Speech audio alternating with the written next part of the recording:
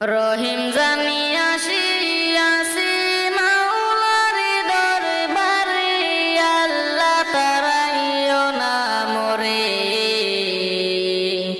তোমারি দরজার গোলাম তোমারি দুয়ারে। রহিম জানি আসিয়াছি মাওলার দরবারে, আল্লাহ তারাইও না মোরে। তোমারি দরজার গোলাম তোমারি দুয়ারে।